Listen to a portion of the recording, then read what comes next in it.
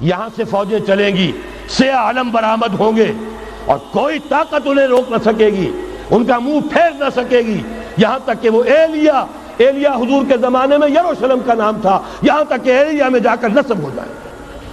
گویا کہ یہ جو ہمارے ہاتھ سے نکلا ہے قبضے سے، پہلے بھی عربوں کے ہاتھوں سے نکلا تھا بیت المقدس، یروشلم، عرب واپس نہیں لے سکے تھے۔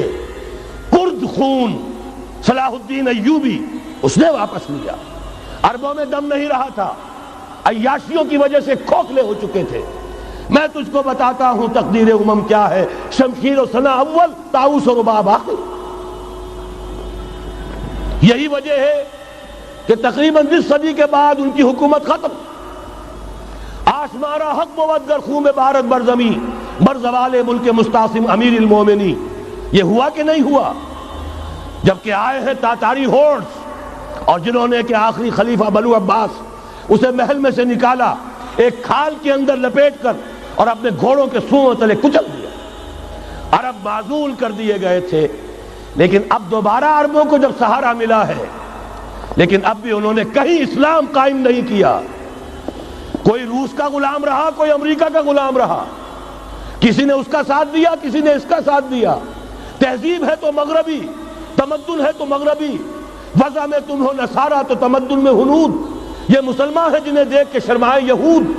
یہی معاملہ جب ان کا ہوا تو اب اللہ تعالیٰ کی طرف سے ان کے اوپر وہ عذاب کی بھٹی گرم ہونے والی ہے۔ لیکن اس کے بعد پھر یہاں سے جائیں گے وہ جو ان کی مدد کریں گے، اور یہ ایلیا کو واپس لینے والے یہ مشرق سے چلنے والے لشکر ہوں گے۔ یہ اسی علاقے میں جب انقلاب آ جائے گا، یہ علاقہ خراسان اور پاکستان، جب یہاں نظام خلافت قائم ہوگا، یہاں سے اسلام کی توسیع ہوگی، اور یہاں سے جانب مشرق ہند اور جانب مغرب یہ جو یہودیوں کا سیلاب آ رہا ہے، ان دونوں کا مقابلہ کرنے کے لیے انشاءاللہ العزیز، ورنہ یہ اصابتان جو ہے ایک حدیث میں جمع کرنے کی کوئی اور حکمت ہو نہیں سکتی، ورنہ تو ہندوستان پہ کئی لشکر آئے ہیں۔ لیکن یہ کہ در حقیقت اسی وقت جبکہ عالم عرب میں وہ بھٹی دہکے گی، اسی وقت یہاں انقلاب آ چکا ہوگا۔ ایک طرف یہاں سے مدد کے لیے لشکر جائیں گے کہ جو مسلمان عرب جو ہیں ان کی مدد کریں گے، حضرت مہدی کے جھنڈے تلے لڑیں گے، حضرت مہدی کی حکومت کو مستحکم کریں گے، یؤتون للمہدی۔ دوسری طرف وہ ہندوستان کی طرف پیش قدمی کریں گے، اور یہیں سے جیسے اس وقت سیلاب نکلا تھا جزیرہ نما عرب سے، ایک داہنی طرف ایک بائیں طرف، ایران، افغانستان، ترکستان، ادھر مصر، لیبیا، الجزائر، مراکش، موریطانیہ، اسی طریقے سے انشاءاللہ اسی علاقے سے اس کا آغاز ہوگا اور بات آگے بڑھے گی۔ تو غرب اثر حاصل کیا ہے؟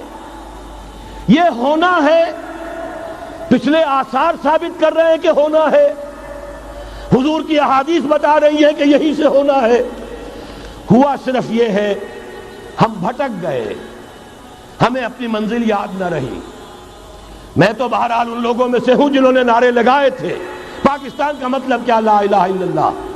میں سن 46 میں یہاں حبیبیہ ہال میں قائد اعظم نے مسلم اسٹوڈنٹ فیڈریشن کے جس اجلاس کو خطاب کیا تھا، ضلع حصار سے جو 2 ڈیلیگیٹ آئے تھے ان میں سے ایک میں تھا۔ میں نے بہرحال اس تحریک میں بھی حصہ لیا ہے، ایک ننھے کارکن کی حیثیت سے لیا ہے، پھر حالات کو بدلتے اپنے آنکھوں سے دیکھا ہے، ہم کہاں سے کہاں جا پہنچے ہیں۔ ضرورت صرف اس بات کی ہے کہ آج ہمارا حال یہ ہے، ہماری قیادت، ہماری سیاست ان لوگوں کے ہاتھ میں ہے کہ وہ فریب خوردہ شاہی کے پلاح و کرگسوں میں اسے کیا خبر کہ کیا ہے، تب وہ تاب جاویدانہ، ان کی تہذیب مغربی، ان کی ذہنیت مغربی، ان کی وضاقتہ مغربی، ان کا تمدن مغربی، ان کی سوچ مغربی، ان کے سارے اطوار مغربی۔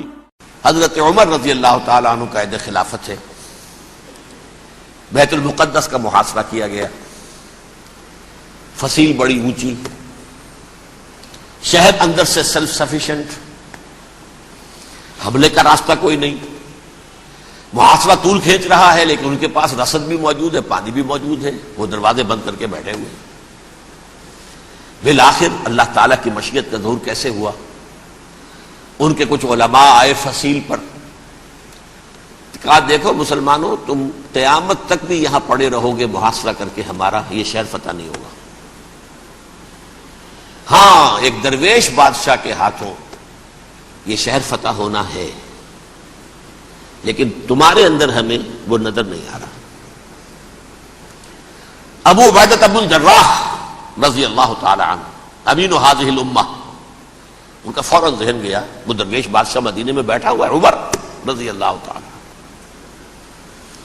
اب ایک اور عمر بھی ہے جو قندھار میں بیٹھا ہے، نقشہ وہی ہے، سادگی کی حد تک نقشہ وہی، بالکل وہی، اپنی آنکھوں سے دیکھا ہے وہی سادگی۔ عمر اول عمر ثانی تھے عمر بن عبد العزیز۔ اب ایک اللہ کے فضل سے اللہ تعالیٰ ایدہ اللہ بنصرتہ، اللہ تعالیٰ ان کی نصرت فرمائے، دشمنوں کو ان کے مقابلے میں نیست و نابود کرے۔ انہوں نے ریکویسٹ بھیج دی کہ حضور تشریف لائیے، یہ شہر فتح ہو جائے گا۔ وہ ہے سفر تاریخی، اتنا طویل سفر، تقریباً 700 میل، ایک اونٹ، ایک خادم، ایک منزل پہ امیر المومنین اوپر بیٹھے، خادم آگے چل رہا ہے، اگلی منزل پہ خادم اوپر بیٹھا ہے، امیر المومنین آگے جا رہا ہے۔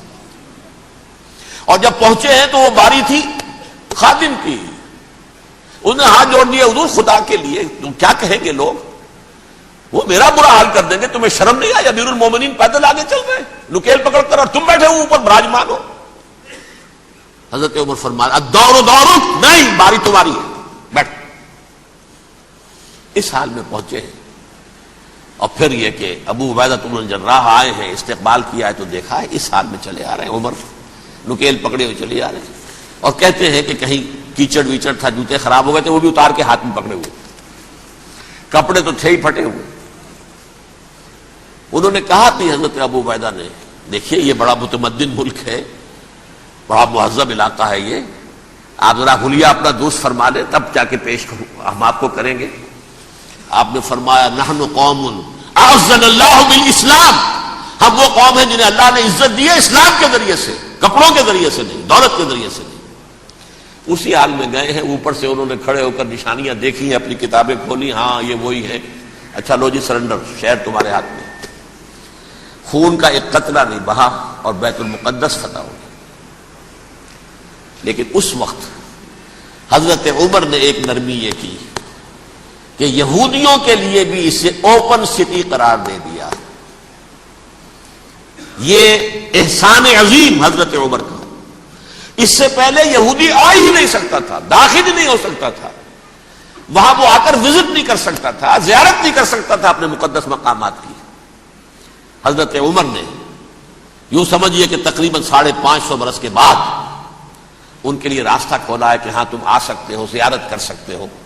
لیکن یہ عیسائیوں نے لکھوایا معاہدے کے اندر، انہیں یہاں آپ آباد ہونے کی اجازت نہیں دیں گے، لیکن کم وزٹ دی پلیسز، دیکھیں زیارتیں کریں اور جائیں۔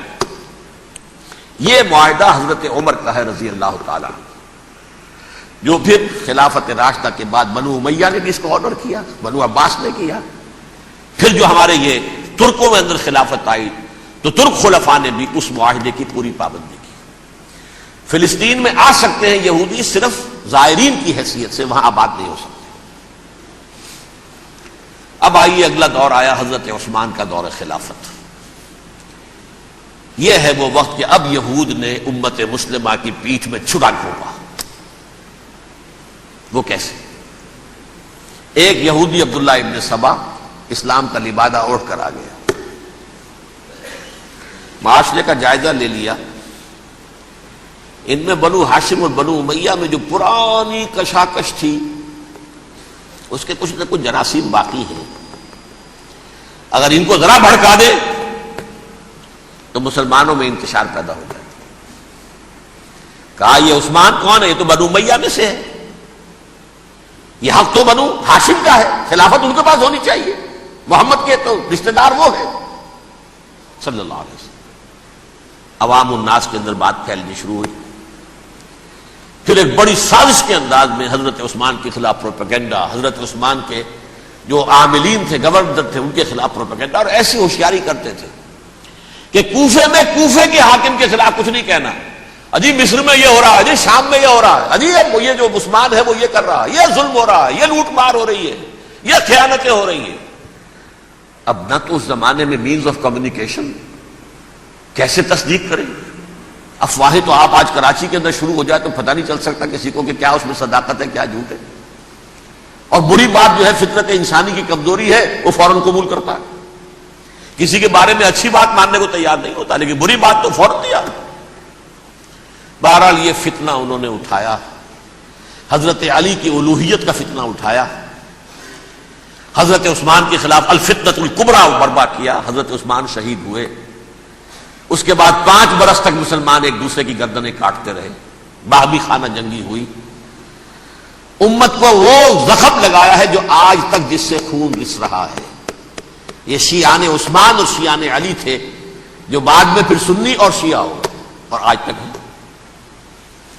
فتنہ کس نے جگایا؟ ایک عبداللہ ابن سبا یہودی اور اس کے کارندے، شیطان کا ایجنٹ، اور انسانوں میں سے بھی اس کے جو بھی حواریین تھے اور شیطانوں کے اندر سے بھی تھے، انہوں نے بھی اس آگ کو بھڑکایا.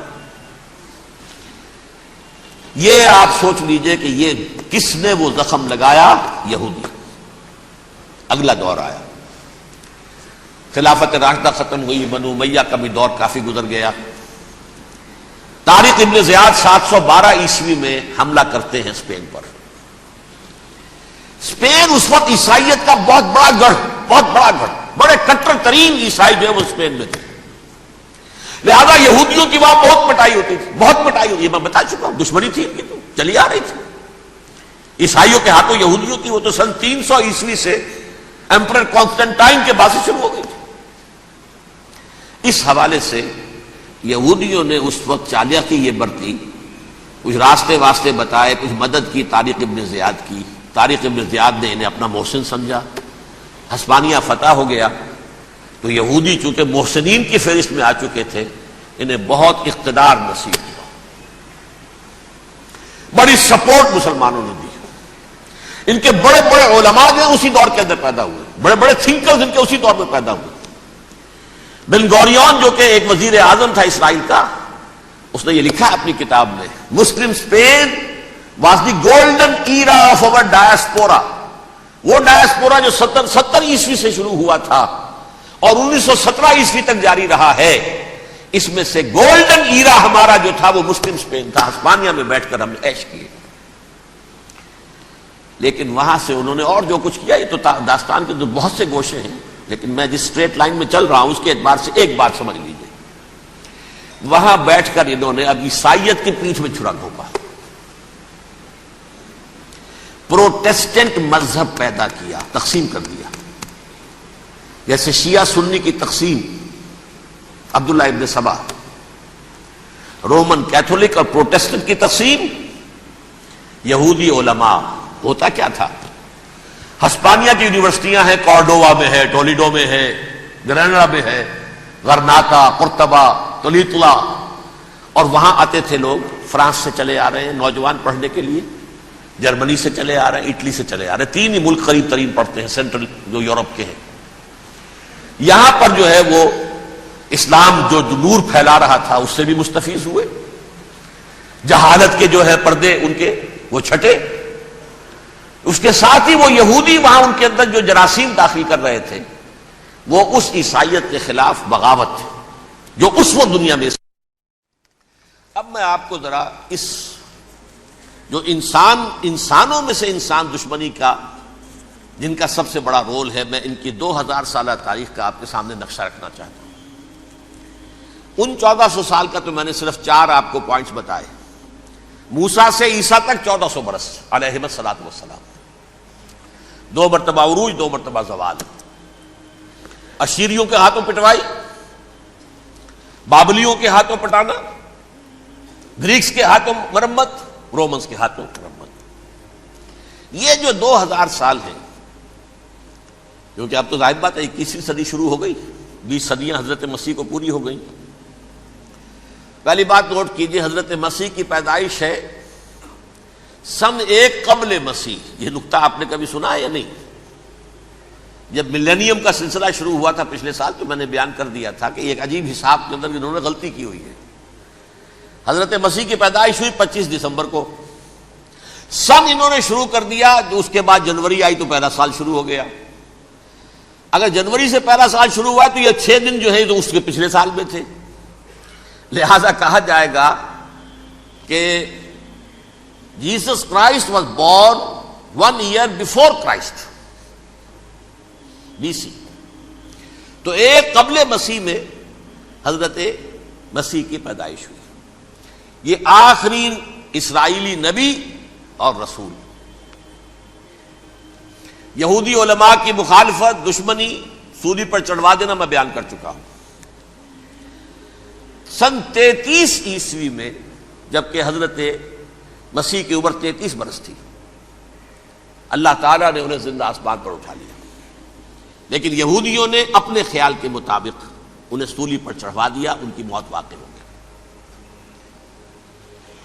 اگرچہ اس کے بعد یہ اختلاف ہے ان میں، یہودی کہتے ہیں وہ سولی پر چڑھ گیا، ختم ہوا، مر گیا، عیسائی کہتے ہیں نہیں، انتقال ہوا ہے مسیح کا صلیب پر، لیکن پھر وہ دوبارہ زندہ ہو گئے ہیں۔ ان کی لاش ایک غار میں رکھ دی گئی تھی، وہاں ریزریکشن ہو گیا، ان کا باعث بعد الموت وہیں ہو گیا، اور پھر انہیں اللہ نے زندہ آسمان پر اٹھا لیا۔ تو ہمارے اور عیسائیوں کے درمیان نوٹ کر لیجئے، یہ چیز مشترک ہے کہ حضرت مسیح آسمان پر زندہ اٹھائے گئے۔ فرق کیا ہے؟ وہ سمجھتے ہیں کہ سولی دیے گئے، سولی پر مرے، پھر زندہ ہوئے، پھر گئے۔ ہم سمجھتے ہیں کہ نہیں، وما صلبوہ وما قتلوہ، انہوں نے نہ صلیب دے سکے انہیں اور نہ انہیں قتل کر سکے، بل رفع اللہ الیہ، اللہ نے اٹھا لیا۔ پھر ہمارا اور یہ اس کا عیسائیوں کا ایک اور اتفاق ہے، سیکنڈ کمنگ آف جیسس، حضرت مسیح دوبارہ آئیں گے، یہ عیسائیوں کا بھی عقیدہ ہے اور ہمارا بھی۔ بہرحال تو جیسا کہ میں نے عرض کیا کہ اس وقت یہ عذاب استیصال، عذاب اکبر کے مستحق ہو چکے تھے، لیکن اللہ نے ان کی مدت دراز کی ہے، لیکن ان پر دنیاوی عذاب کا ایک کوڑا جو ہے اللہ تعالیٰ کی طرف سے اسی وقت برسا۔ دنیاوی عذاب دنیا میں رہتے ہوئے ختم نہیں کیا گیا۔ 37 برس بعد حضرت مسیح کے رفع سماوی کے 37 برس بعد سن 70 میں یہودیوں نے بغاوت کی رومیوں کے خلاف۔ رومی ٹائٹس جنرل تھا ایک، اس نے پھر جو حملہ کیا ہے، 1,33,000 یہودی ایک دن میں قتل کیا یروشلم میں، اور ہیکل سلیمانی گرا دیا۔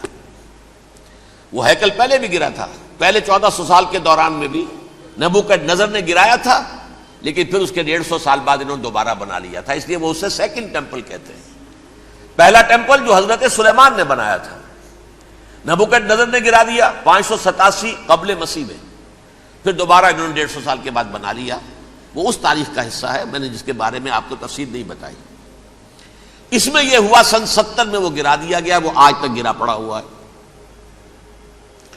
نمبر 2 یہ کہہ دیا گیا کہ یہودیوں اس ارض فلسطین سے نکل جاؤ، تم یہاں نہیں رہ سکتے اب۔ لہذا جس کا جہاں سینگ سمایا چلا گیا، یورپ میں چلے گئے، ایشیا میں آ گئے، عرب میں آ گئے، یہ 3 قبیلے جو رات بھی میں نے عرض کیا تھا، بنو قینقاع، بنو نذیر اور بنو قریظہ، یہ وہاں سے آ کے مدینے میں آباد ہو گئے، جس کا جہاں سینگ سمایا، افریقہ میں، ہندوستان میں، جہاں چلے گئے۔ ڈایاسپورا اسے کہتے ہیں، وہ آپ نوٹ کر لیجیے اس لفظ کو، ڈایاسپورا، ہمارا دور انتشار، جبکہ ہمیں ہماری اصل سرزمین تو فلسطین ہے، حضرت ابراہیم کا مسکن، حضرت اسحاق، حضرت یعقوب کا مسکن فلسطین، یہ ہے ہماری اصل جاگیر، یہ تو ہماری جدی پشتی جاگیر ہے، لیکن یہاں سے نکال دیے گئے سن 70 عیسوی میں، اور وہاں سے لے کے 1917 تک ان کا ڈایاسپورا جاری رہا۔ یہ دور انتشار ہے۔ اس دور انتشار کے اب چند حصے ہیں جس کو میں چاہتا ہوں کہ آپ علیحدہ علیحدہ سمجھ لیں۔ دور انتشار کا جو پہلا جو ہے تقریباً 300 برس رومی حکمران تھے، وہ یہودیوں کے بھی دشمن تھے اور عیسائیوں کے بھی دشمن تھے، عیسائی اور یہودی ایک دوسرے کے بھی دشمن تھے، لیکن رومی سمجھتے تھے کہ یہ ایک ہی تھیلی کے چٹے بٹے ہیں۔ رومیوں کے نزدیک عیسائی بھی یہودیوں ہی کا ایک فرقہ تھے، کوئی علیحدہ مذہب تو تھا ہی نہیں۔ لہذا رومی جو ہیں رومنز وہ ان دونوں کو ستاتے تھے، مارتے تھے، اور یہ آپس میں لڑتے تھے، یہودی عیسائیوں کو مارتے تھے، عیسائی یہودیوں کو مارتے تھے۔ یہ ہے 300 برس تک کی تاریخ۔ سن 300 عیسوی میں کیا ہوا؟ ایک معجزہ ہو گیا۔ بہت عظیم ایمپرر کانسٹینٹائن، قسطنطین اعظم، رومن ایمپررز میں سے بہت بڑا ایمپرر، وہ عیسائی ہو گئے۔ اب تو معاملہ بالکل تلپٹ ہو گیا، پوری سلطنت عیسائی ہو گئی۔ اب عیسائیوں کے عیش ہو گئے اور یہودیوں پہ مار پڑنی شروع ہوئی۔ اب عیسائیوں کا آپ خود سوچئے کہ جنہیں وہ خدا بنا بیٹھے ہیں، خدا کا بیٹا قرار دے رہے ہیں، ان کے قاتل کون؟ یہودی بدماش۔ لہذا ان کی وہ پٹائی شروع ہوئی ہے یورپ میں، پوری رومن امپائر میں، انہیں ذلیل کیا گیا، شہروں میں آمد بند، علیحدہ رہو، گھیٹوز کے اندر رہو۔ یہودی کا نام جو ہے وہ گالی بن گیا، جیسے آج بھی یہودی گالی کہتے ہیں، جیسے خنزیر کا لفظ، آخر وہ بھی اللہ کی مخلوق ہے، لیکن آپ کو معلوم ہے کوئی شخص زبان پر نام نہیں لانا چاہتا خنزیر کا، سور کا، ہے تو مخلوق، وہ بھی ایک حیوان ہے۔ ایسے ہی یہ ہے یہودی گالی، جیوٹ گالی۔ لہذا ایک طرف تو ان دونوں کے درمیان دشمنی، جس کو قرآن کہتا ہے وَأَغْرَيْنَا بَيْنَهُمُ الْعَدَاوَةَ وَالْبَغْضَاءَ، ہم نے ان کے مابین دشمنی جو ہے پیدا کر دی۔ اور جب یہ پوری سلطنت عیسائی ہو گئی تو قافیہ تنگ ہو گیا یہودیوں کا۔ اب آئیے 571 عیسوی، یعنی جب کہ ڈائسپورا کو کتنا عرصہ ہو چکا تھا؟ 500 برس۔ سن 70 سے شروع ہوا نا ڈائسپورا، جب ٹائٹس نے گرایا ہے ہیکل کو اور نکال باہر کیا انہیں فلسطین سے، بھاگ جاؤ یہاں ایک یہودی بھی نہیں رہے گا، فلسطین سے نکال دیے گئے۔ اس کے پورے 500 برس بعد سن 571 عیسوی میں حضور کی پیدائش ہوئی، ولادت باسعادت محمد الرسول اللہ صلی اللہ علیہ وسلم۔ 610 میں آپ پر وحی کا آغاز ہوا، لیکن حضور کے ساتھ ان کا معاملہ کیا رہا؟ اول تو جب کہ حضور ابھی مکے ہی میں تھے، یہودیوں نے ریشہ دوانیاں شروع کر دی حضور کے خلاف۔ قریش مکہ کو سکھاتے تھے، پڑھاتے تھے، ان سے یہ پوچھو، ان سے یہ پوچھو، یہ اس طرح تنگ کرو، ان سے یہ امتحان لو، یہ آپ کے علم میں ہے۔ سورہ بنی اسرائیل میں، سورہ کہف میں وہ سوالات، جو امتحانی سوالات آئے تھے، ذوالقرنین کون تھا، اصحاب کہف کون تھے، تم رسول بنے پھرتے ہو تو بتاؤ، اور یہ روح کی حقیقت کیا بتاؤ۔ یہ ساری ریشہ دوانیاں کر رہے تھے بیٹھے ہوئے، ابھی وہیں پر حضور ابھی پہنچے بھی نہیں۔ ہجرت فرما کر حضور تشریف لے آئے تو حضور نے، جسے ماسٹر سٹروک کہا جائے گا، یعنی اسٹیٹس مین شپ کا ماسٹر سٹروک، آپ نے مدینے میں آتے یہودیوں کے ساتھ پیکٹ کر دیا، جوائنٹ ڈیفنس پیکٹ آف مدینہ، کہ اگر مکے والے ہم پر حملہ کریں گے تو ہم مل جل کر ایک قوم کی حیثیت سے مقابلہ کریں گے۔ یہ میثاق مدینہ کہلاتا ہے، جس کے بہت غلط معنی پہنائے جا رہے ہیں آج کل۔ بہرحال میں موضوع میرا چونکہ یہ نہیں، میں ادھر نہیں جاؤں گا۔ لیکن ہوا کیا؟ ہر مرتبہ یہ خیانت کے مرتکب ہوئے، ان نے جو عہد کیے تھے ان سے پھرے، اندر ہی اندر سازش، ریشہ دوانی، حضور کی بدترین دشمنی۔ سورہ نساء کی آیت نمبر 13 میں فرمایا ہے لا تزال تطلع علی خائنۃ منہم، اے نبی ہمیشہ آپ کے علم میں ان کی طرف سے خیانتیں، بددیانتیاں آتی رہیں گی۔ اور بار بار وہ مسلسل جنگ کی آگ بھڑکاتے تھے، قریش کو دعوت دیتے، آؤ آؤ آؤ ہم اندر سے بغاوت کر دیں گے، تم آؤ تو صحیح، ختم کریں محمد کو اور اہل ایمان کو صلی اللہ علیہ وسلم ورضی اللہ تعالی عنہم اجمعین۔ لیکن پھر جب وہ آتے تھے تو یہ دبک جاتے تھے، ان میں ہمت نہیں تھی، میدان کے مرد نہیں رہے تھے۔ یہ سورہ حشر میں ان کا نقشہ کھینچا گیا ہے، کھلے میدان میں مقابلے کی اس کے اندر صلاحیت ہی نہیں ہے۔ یہ تو فصیلوں کے پیچھے سے، جیسے عورتیں کہیں دیہات میں لڑائی ہوتی ہے تو مرد جو ہے گلیوں میں لڑتے ہیں، عورتیں اوپر سے پتھر پھینکتی ہیں، بس وہ کام یہ کر سکتے تھے، من ورائے جدر، فصیلوں کے پیچھے سے، جنگ میں میدان میں نہیں آ سکتے۔ بہرحال قرآن مجید میں ہے یہ سورہ مائدہ کی آیت نمبر 64، کلما اوقدوا نارا للحرب اطفاها اللہ. اکثر و بیشتر مواقع پر تو یہ جب آگ بھڑکاتے تھے جنگ کی، اللہ اسے بجھا دیتا تھا. لیکن بہرحال اس کے باوجود جنگیں ہوئی، غزوہ بدر، غزوہ احد ہوئی کہ نہیں؟ یہ ساری اصل شرارت نہیں تھی. اور اس کے نتیجے میں حضور نے پھر ایک ایک کر کے 3 قبیلوں کو سزا دی.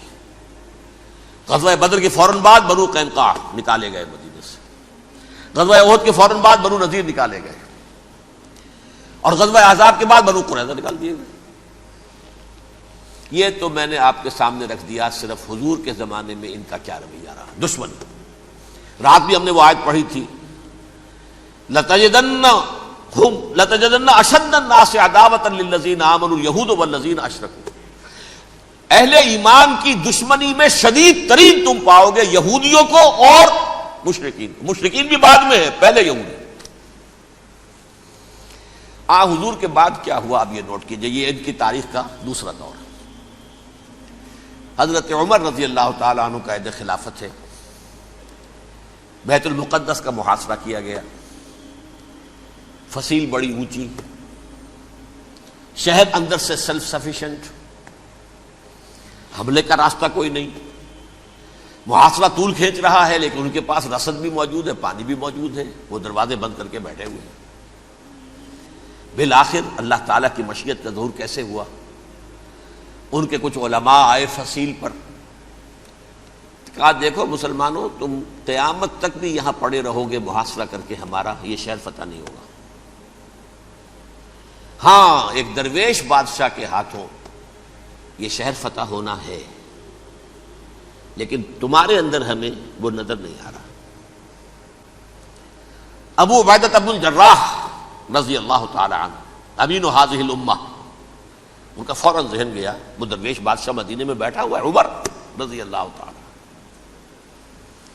اب ایک اور عمر بھی ہے جو قندھار میں بیٹھا ہے. نقشہ وہی ہے، سادگی کی حد تک نقشہ وہی، بالکل وہی، اپنی آنکھوں سے دیکھا ہے وہی سادگی. عمر اول، عمر ثانی تھے عمر بن عبد العزیز. اب ایک اللہ کے فضل سے اللہ تعالیٰ ایدہ اللہ بنصرتہ، اللہ تعالیٰ ان کی نصرت فرمائے، دشمنوں کو ان کے مقابلے میں نیست و نابود کرے.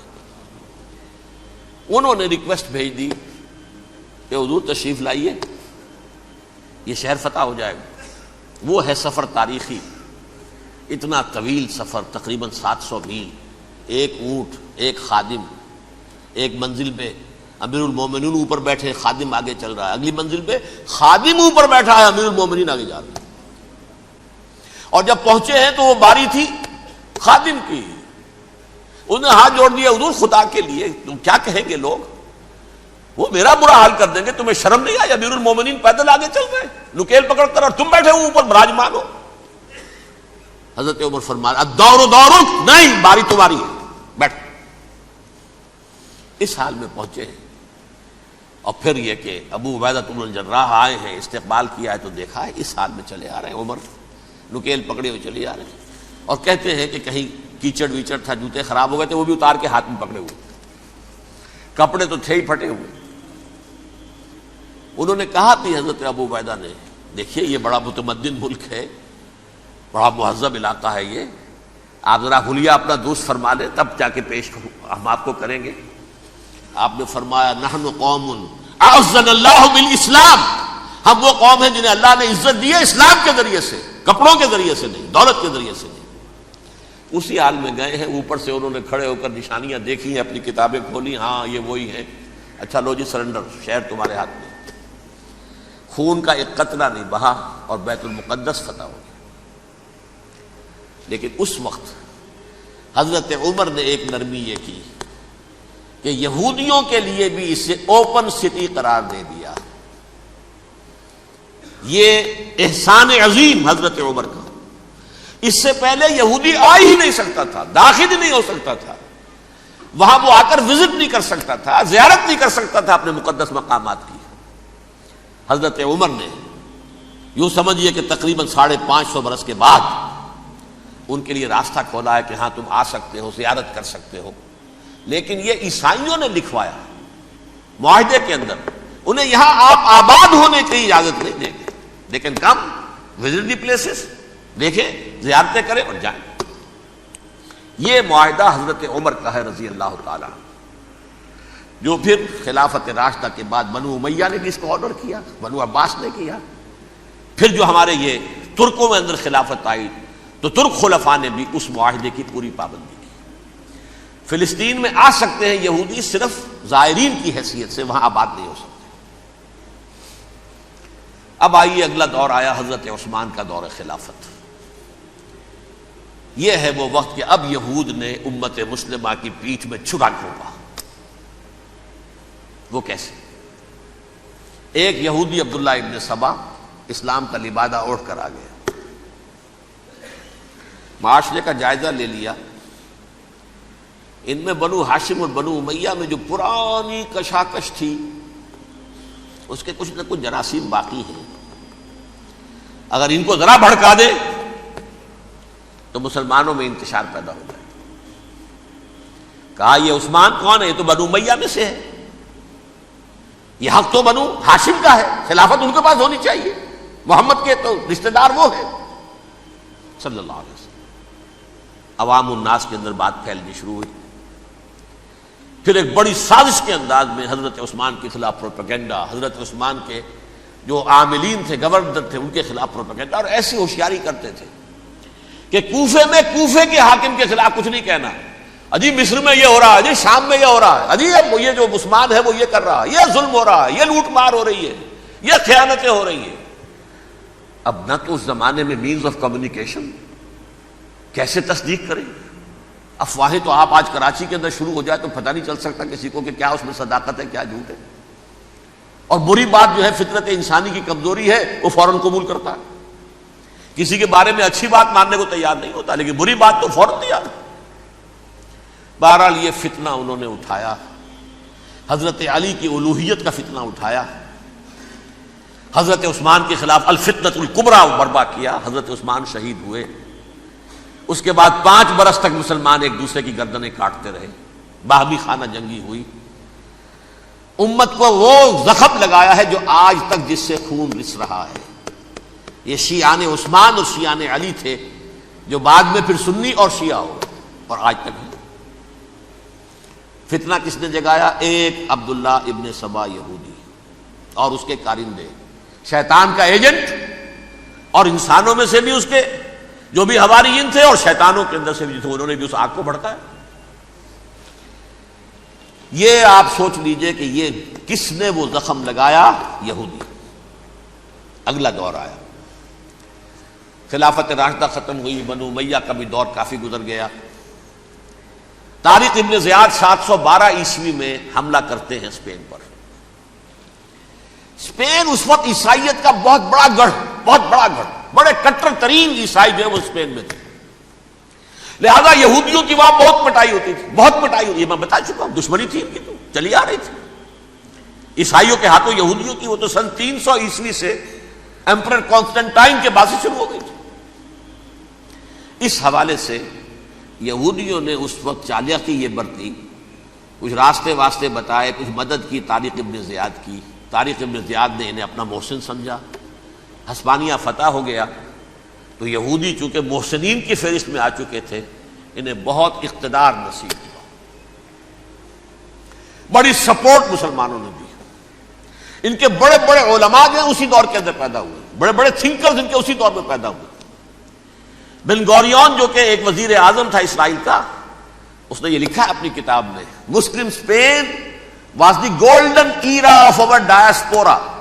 وہ ڈائسپورا جو 70 عیسوی سے شروع ہوا تھا اور 1917 عیسوی تک جاری رہا ہے، اس میں سے گولڈن ایرا ہمارا جو تھا وہ مسلم اسپین تھا. ہسپانیہ میں بیٹھ کر ہم نے عیش کیے. لیکن وہاں سے انہوں نے اور جو کچھ کیا، یہ تو داستان کے تو بہت سے گوشے ہیں، لیکن میں جس اسٹریٹ لائن میں چل رہا ہوں اس کے اعتبار سے ایک بات سمجھ لیجیے. وہاں بیٹھ کر انہوں نے اب عیسائیت کی پیٹھ میں چھرا گھونپا، پروٹیسٹنٹ مذہب پیدا کیا، تقسیم کر دیا. جیسے شیعہ سنی کی تقسیم، عبداللہ ابن سبا، رومن کیتھولک اور پروٹیسٹنٹ کی تقسیم، یہودی علماء. ہوتا کیا تھا؟ ہسپانیہ کی یونیورسٹیاں ہیں، کارڈووا میں ہے، ٹولیڈو میں ہے، گریناڈا میں ہے، غرناطہ، قرطبہ، تولیتلا، اور وہاں آتے تھے لوگ، فرانس سے چلے آ رہے ہیں نوجوان پڑھنے کے لیے، جرمنی سے چلے آ رہے ہیں، اٹلی سے چلے آ رہے ہیں، تین ہی ملک قریب ترین پڑھتے ہیں سینٹرل جو یورپ کے ہیں۔ یہاں پر جو ہے وہ اسلام جو نور پھیلا رہا تھا اس سے بھی مستفیض ہوئے، جہالت کے جو ہے پردے ان کے وہ چھٹے، اس کے ساتھ ہی وہ یہودی وہاں ان کے اندر جو جراثیم داخل کر رہے تھے وہ اس عیسائیت کے خلاف بغاوت تھی، جو اس وقت دنیا میں عیسائیت اس وقت تھی، پوپ کا راج تھا دنیا میں اس وقت، یورپ میں جو عیسائیت تھی اس میں ایک طرف بادشاہ تھے، لیکن بادشاہوں کی حیثیت وہاں پر یوں سمجھ لیجئے کٹ پتلیوں کی تھی، اصل قوت پوپ کے ہاتھ میں تھی۔ اور پوپ کو انہوں نے جیسے قرآن نے کہا اتخذوا احبارهم ورهبانهم اربابا من دون اللہ، کیونکہ سینٹ پال نے شریعت موسوی ساقط کر دی تھی تو اب شریعت تھی ہی نہیں، پوپ کو اختیار تھا جس چیز کو چاہے حلال قرار دے دے، جس چیز کو چاہے حرام قرار دے دے۔ اتخذوا احبارهم ورهبانهم اربابا من دون اللہ۔ انہوں نے کہا صاحب یہ پوپ کس بلا کا نام ہے، یہ بھی انسان ہے، بات تو ٹھیک تھی نا، اصل حیثیت تو کتاب کی ہونی چاہیے نا، ڈیوائن بک، دی ریویلڈ اسکرپچر، لہذا اور یہ کتاب ہر شخص پڑھ سکتا ہے، کوئی پوپ کے باپ کو جو ہے کوئی اس کے لیے پروپرائٹری رائٹس تو نہیں ہے کہ صرف پوپ پڑھ سکتا ہے یا پادری پڑھ سکتے ہیں، ہم بھی پڑھ سکتے ہیں، ہم بھی سمجھ سکتے ہیں۔ یہ باتیں تھی کہ جن کو بڑھا چڑھا کر بیان کر کے اور پوپ کا اقتدار ختم کرا دیا اور توجہ مرکوز کر دی بائبل کی طرف۔ اب بائبل میں بڑا حصہ تو اولڈ ٹیسٹامنٹ کا ہے، نتیجہ کیا ہوا؟ یہود کی عظمت پروٹیسٹنٹس کے نزدیک مسلم ہو گئی۔ اصل قوم تو یہ ہے، وہ دشمنی بدلی کہ نہیں بدلی؟ موسیٰ کے امتی یہ ہے، تورات موسیٰ کو دی گئی، ابراہیم کی نسل یہ ہے، لہذا وہ جو دشمنی تھی، جو عداوت تھی کہ ہمارے خدا کو سولی چڑھانے والے ہیں یہ بدماش، اس کا ازالہ ہوا اس پروٹیسٹنٹ مذہب کے نتیجے میں۔ یہ میں اب آپ کو بتاتا ہوں کہ ایک نتیجہ وہ نکلا ہے جسے برٹرنڈ رسل نے بیان کیا ہے، اس کی کتاب ہے ان پریز آف آئیڈلنس، صفحہ 108۔ وہ لکھتا ہے the Christians retaining the Judaic belief in special revelation added to it the Roman desire for world wide domination and the Greek taste for metaphysical سٹیلٹیز۔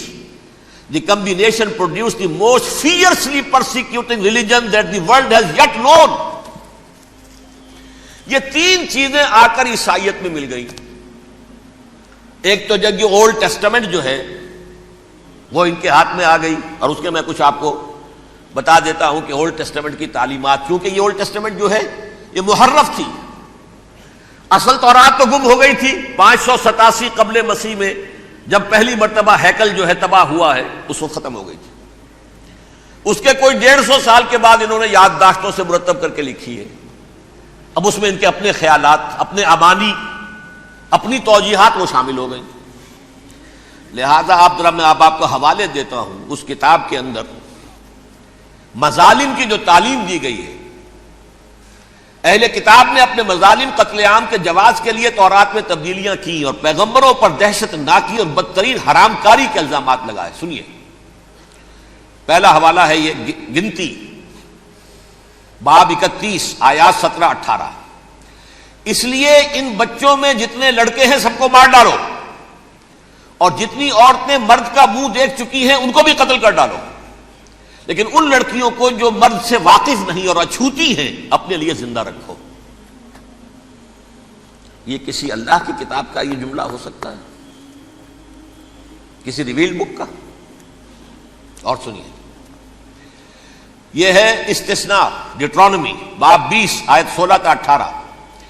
پر ان قوموں کے شہروں میں جن کو خداوند تیرا خدا میراث کے طور پر تجھ کو دیتا ہے، کسی ذی نفس کو جیتا نہ بچا رکھنا، جیسا خداوند تیرے خدا نے تجھ کو حکم دیا بالکل نیست کر دینا۔